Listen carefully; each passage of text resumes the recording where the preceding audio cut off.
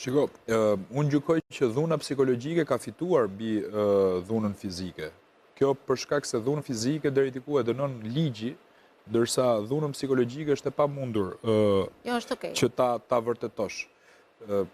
Ne nuk kemi eksperiencë për dhunën psikologjike. Unë gjykoj që më së shumti në atë që ju ndoqet pra në dhunën midis çifteve, sepse ajo ndodhë rëndom në Shqipëri, rastet më të shumta, patjetër që ka dhe ndërmjet prindit dhe fëmijës, por e shikoj pak më të rrallë këtë gjë në ambientin shqiptar, por ajo çon deri në privimin e lirisë.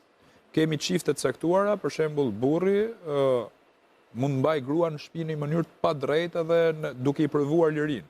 Liria është substanca e shpirtit, nuk ka njeri që nuk e do lirinë, po varet në çfarë koshiencë e njeh lirinë. Se edhe skuevrit kur ishin përpara nuk e kuptonin që është liria dhe ishin të kënaqur me të. Prandaj, ajo që po ndodh në Shqipëri, po besoj edhe në vendet e tjera, është misteri që fshihet pas dhunës psikologjike.